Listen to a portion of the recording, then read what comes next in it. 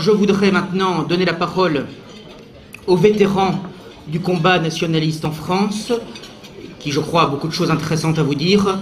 J'appelle ici même Monsieur Pierre Sidos.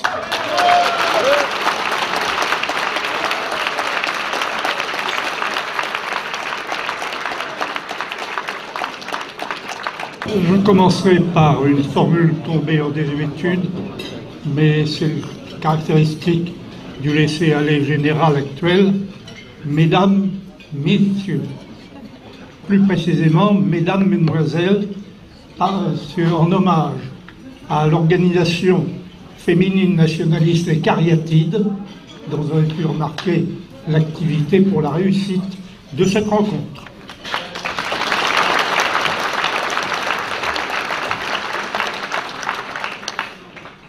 Il se trouve que, par mon âge, je suis dans ma 90e année,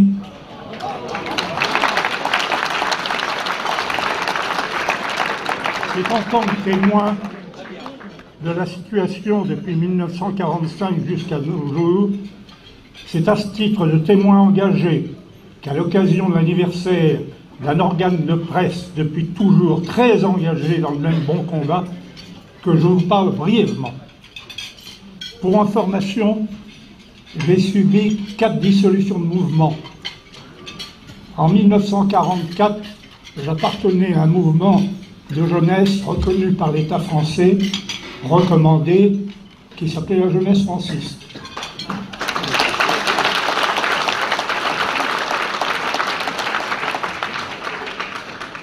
En 1958, animateur du mouvement Jeunes Nations, il fut également dissous.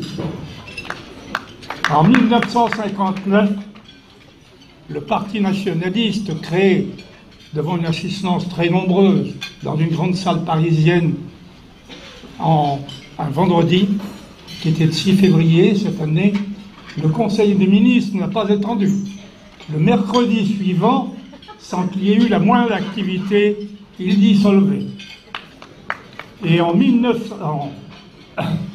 2013, un mouvement qui existait depuis 40 ans, sans aucun motif, sauf le refus d'engager une conversation, sauf le refus de participer des autres à un débat quelconque, l'œuvre française était dissoute.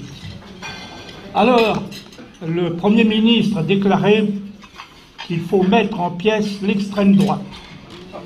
Et le ministre de l'Intérieur de l'époque affirmait que nous étions la matrice de l'extrême droite. C'est donc le géniteur, en quelque sorte, qui vous parle.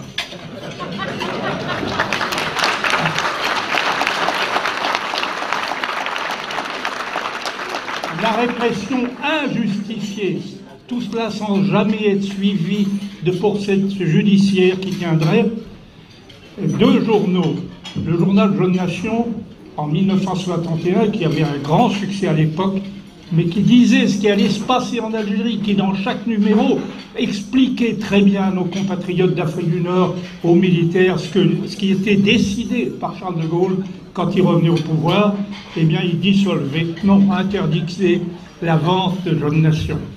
Et en 1980, Le Soleil, qui était également un organe, était interdit par le nouveau pouvoir instauré sous l'égide de François Mitterrand. Alors, devant vous, il y a, pour certains, ils se rappelleront, l'initiateur des manifestations parisiennes en octobre 1956 contre le communisme, en réaction à l'invasion par l'armée soviétique de la Hongrie. L'humanité était sérieusement secouée. Et quant au siège du Parti communiste, eh bien, il était incendié. Et ma foi, la suite est connue. Et le 25 novembre 1957, nous prenions l'initiative, devant la livraison d'armes américaines par l'intermédiaire de la Tunisie à l'insurrection FLN, nous manifestions devant l'ambassade des États-Unis suite à un retentissement international. N'oublions pas que la France appartenait à l'époque à l'OTAN complètement. Donc l'Algérie était couverte par l'OTAN. Eh bien, c'était l'Amérique de l'OTAN qui fournissait des armes à nos adversaires. C'est la seule fois qu'il y a eu une manifestation contre l'ambassade américaine. Et alors, nous rappelions dès ce moment-là que la révolution de 1789 en France est une fille de la révolution américaine. Elle est dans la philosophie, dans les propos, dans tout ce qui concernait les références véritables. Et alors, ça ne s'apprend pas au lycée ni à l'école. Je crois que parmi les causes de la Révolution française que l'on apprenait, il y avait la portion congrue du bas clergé. Eh bien non, on ne citait pas du tout la politique américaine dès ce moment-là. Eh bien, l'ensemble de ces choses-là m'a valu 7 ans d'emprisonnement ou de clandestinité obligée. Je ne compte pas le nombre de procès et les condamnations parce qu'ils ont remplacé la guillotine sanglante par la guillotine sèche, c'est-à-dire la répression. Ça ne s'appelle pas le tribunal révolutionnaire, ça s'appelle la 17e chambre correctionnelle.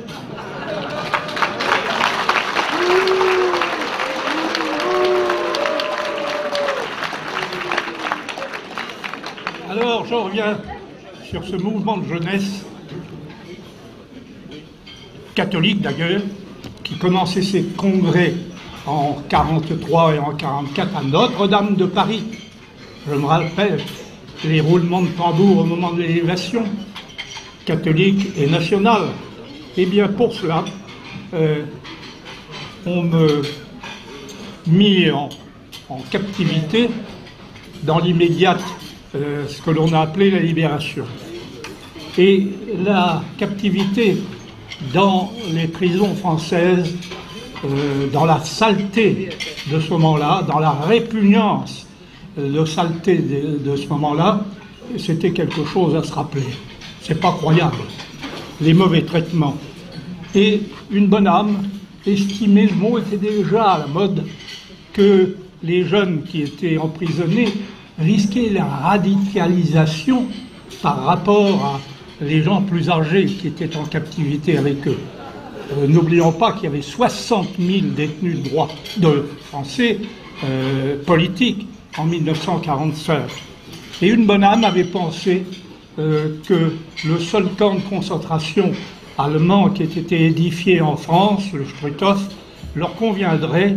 Donc il fallait les isoler des gens plus âgés qu'eux. Et finalement, nous fûmes envoyés effectivement dans ce camp aux environs de Strasbourg. Qu'en était-il? Après la saleté, la répugnance du système pénitentiaire tel qu'il existait, nous arrivions au camp du Struthof, à un ensemble d'une vingtaine de baraques, ultra modernes, avec des commodités que couramment il n'existait pas dans des familles françaises, même aisées, sur le plan santé, sur le plan placard individuel, toutes les commodités possibles et imaginables. C'était le seul camp de concentration en France. Alors, nous reçûmes la visite de monsieur l'évêque de Strasbourg, monseigneur Weber, qui passa 2 jours et qui conclut: je n'ai jamais vu autant de richesse humaine que dans ce camp. Forcément, 2000 jeunes pétinistes ensemble. Ça consistait sur le plan de la qualité humaine et des capacités même techniques, une élite, effectivement. Or, la première chose qui fut demandée à ceux qui arrivaient au camp, c'est de construire une potence. La potence qui était au Struthof et que l'on peut voir a été construite par nous, après-guerre. Elle n'a jamais pendu personne, j'en suis ravi, mais le mensonge est là évident. Ensuite, j'ai passé 2 ans dans ce camp, j'en connais tous les détails.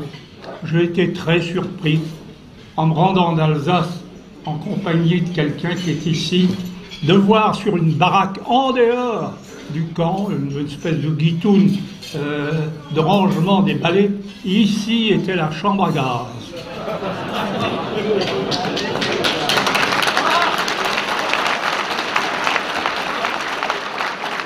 Je dis cela parce que de cette façon, on entretient la culpabilisation des Français, mais également d'autres Européens. La vérité est tout autre. Je vous livre celle que j'ai découverte lorsque j'avais 18 ans. Alors, on chantait. D'ailleurs, la France, sous le maréchal Pétain, chantait. Il y avait une vie intellectuelle extraordinaire. Et que chantait-on? Indépendamment des chants scouts, des chants de plein air, eh bien, il y avait parfois des jeunes gens qui nous revenaient de Russie. Ils avaient combattu à l'Est, et toujours est-il qu'en revenant, comme ils n'avaient pas 20 ans, on les mettait avec nous. Et ils chantaient en langue française les chants que toute une partie de la jeunesse européenne a chanté à l'époque. Et c'est au Struthof que l'armée française a pu capter ces chants et les chanter.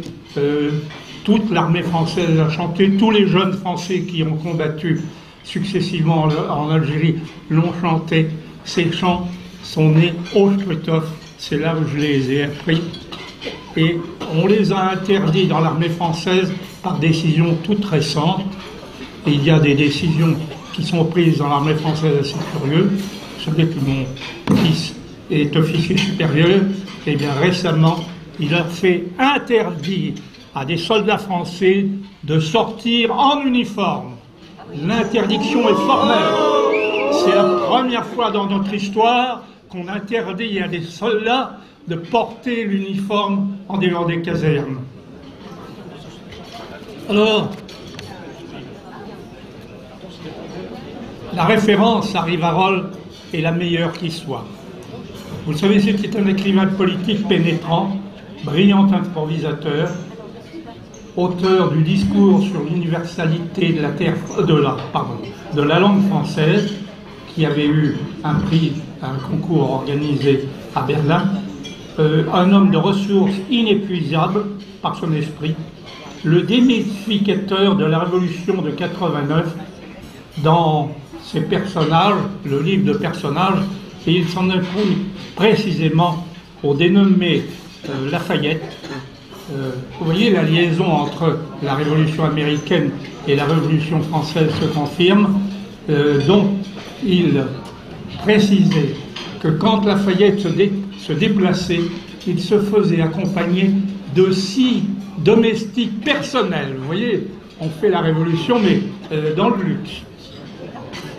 Burke, écrivain et homme politique anglais, a déclaré dans son livre « La réflexion sur la Révolution française », il appelait Rivarol le Tacite de la Révolution, en référence au célèbre historien romain. D'où la naissance d'un journal prenant le nom de Rivarol de la part de M. Maléavin et de son épouse. Je les ai très bien connus l'un et l'autre. M. Maléavin lance Rivarol en 1951, année de la mort du maréchal Pétain.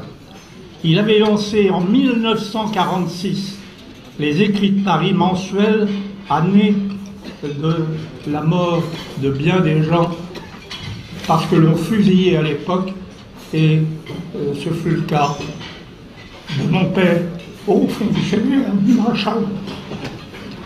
La presse française, dans le livre La presse française, de 1830 à 1960, paru en 69, de Noël Jacques Mallard, directeur de l'Écho de la presse et des publicités, cite M. Maléavin dans 6 pages, et l'hebdomadaire Rivarol dans 15 pages.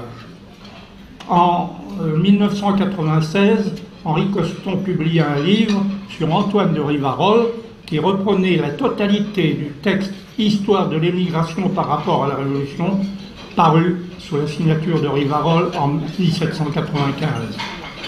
Également un ouvrage de Bernard Fay sur Rivarol, mais je déplore que l'œuvre écrite de Rivarol ne soit pas suffisamment connu, et ma foi, tous les livres se trouvent à la Bibliothèque nationale, on pourrait y faire des références. Donc, Rivarol, avec ses 3230 numéros en 65 ans, fête ses noces de palissandre, comme on dit en ce qui concerne les mariages. Et les Écrits de Paris, avec 795 numéros, fête ses 70 ans de noces de platine. Le repas d'aujourd'hui est donc une rencontre, l'union exemplaire d'une rédaction et d'un lectorat. Et c'est exceptionnel qu'un hebdomadaire d'opinion, de bonne émission, dure aussi longtemps.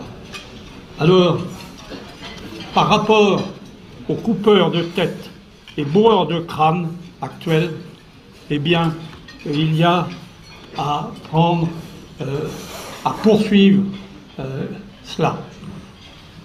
Et la formule, par rapport à l'invasion dont nous sommes victimes, par de migrants, bien sûr, mais en fait c'est l'invasion, avec la possibilité d'envahir sans combattre, et même avec la complicité active de gens en place.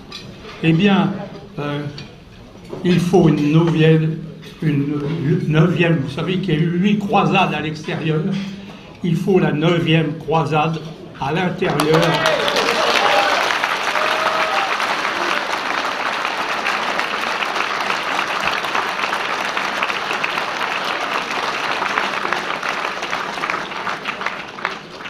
Pourquoi une croisade?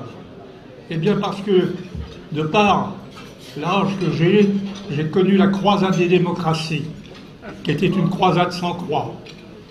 J'ai connu la croisade du communisme aussi. Et il y a une formule d'Arthur Koestler, communiste repenti, qui, en plus d'avoir écrit Le Zéro à l'infini, a écrit pour définir le communisme d'une croisade sans croix. Eh bien, notre 9e croisade, elle a une croix, celle du Christ.